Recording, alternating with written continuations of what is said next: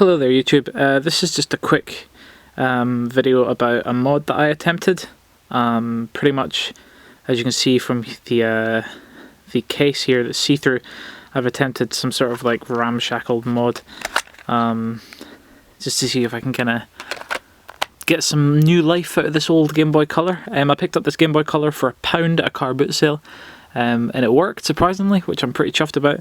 But I contacted a guy called Retro Game Tech on YouTube, and me and him have done a couple of trades in the past, because he's fairly local. He's in Glasgow, so it's pretty cool to meet to speak to another Scottish game collector, and he does lots of interesting mods. So I asked him if he had any spare parts lying around, and I asked him for a front light for a Game Boy SP, because I was going to mod a front light into this, and he was like, yeah, cool, I'll send you one out. So he did, and I attached it to the best of my abilities, which is pretty much terrible, but I managed it, and here's the overall effect, which is pretty sweet.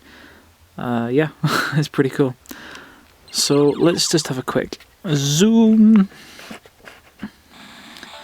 So you can see there's some fingerprints, but that's all on the lens, the front lens itself. It's not actually on the screen or the front light or anything. I'm gonna actually replace this lens at some point.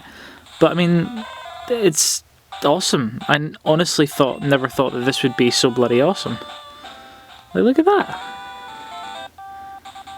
And I mean, it may look oversaturated to you on the thing, but there we go. This is my camera. There we go. Awesome. How cool is that? Let's battle some Pokemon.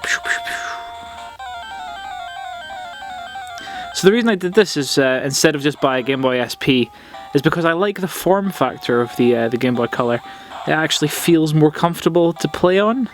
So yeah, I mean, that's the reason I did it. You can see, like, elsewhere in the case there's some light spillage and stuff. I really tried to minimize that with tape and cardboard, and there's actually spillage around the sides of the screen. But in the grand scheme of things, like, I don't really care too much about that. I have thought about painting the case, which pretty much I'll turn that off, which would be pretty much cool, but I'm not going to do that until I get a new screen lens for it. But yeah, that's the Game Boy Color with a front light on. Pretty sweet. On another note, much to my disappointment, I picked up a copy of Pokemon Red, and it's fake. It's properly fake. Here's a little tip out there for people who want to spot fake games. If you notice, the label isn't quite centered properly in its groove. Sometimes the printed label won't look very good. It'll look really blurry and stuff.